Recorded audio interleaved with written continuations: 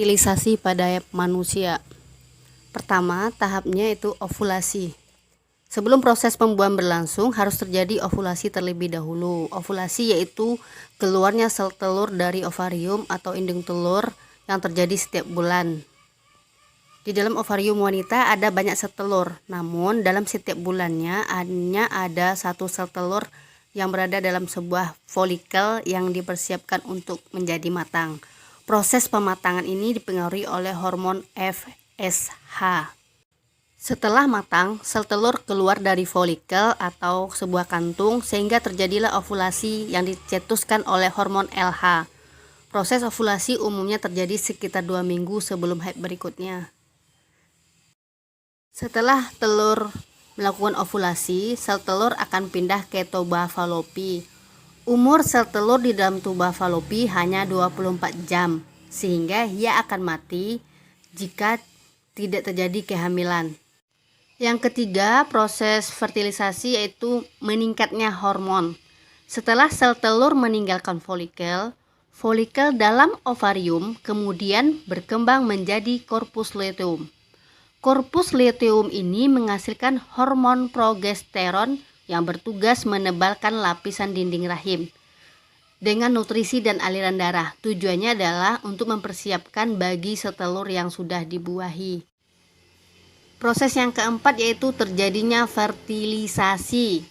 Nah, jika ada satu saja sperma yang masuk menuju saluran tuba Fallopi dan masuk ke dalam sel telur, maka terjadilah proses pembuahan. Proses pembuahan inilah yang disebut dengan fertilisasi. Saat satu sperma telah membuahi sel telur, maka sel telur akan mengalami perubahan sehingga tak ada lagi sperma yang lain yang dapat masuk. Saat ini jugalah gen dan jenis kelamin bayi ditentukan. Jika spermanya mengandung kromosom Y, maka bayinya laki-laki. Sebaliknya, jika spermanya berkromosom X, maka yang lahir nanti adalah bayi perempuan. Tahap berikutnya adalah implantasi. Setelah sel telur dibuahi oleh sel sperma, maka terbentuklah zigot.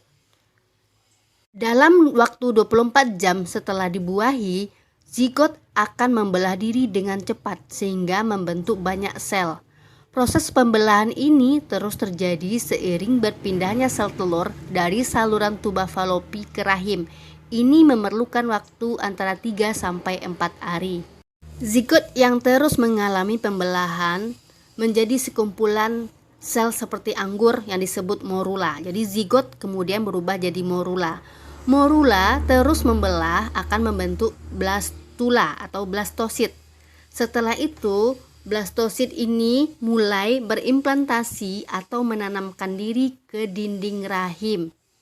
Pada saat ini, lapisan dinding rahim akan terus menebal dan mulut rahim ditutup oleh lendir yang tebal. Tujuannya adalah melindungi sampai persalinan nanti. Yang ketujuh, yaitu munculnya hormon kehamilan. Setelah implantasi terjadi, tubuh mulai menghasilkan hormon kehamilan atau HCG. Keberadaan hormon inilah yang dideteksi oleh alat tes kehamilan. Umumnya butuh 3-4 minggu dari hari pertama haid terakhir. Nah, disinilah makanya perempuan akan dinyatakan hamil.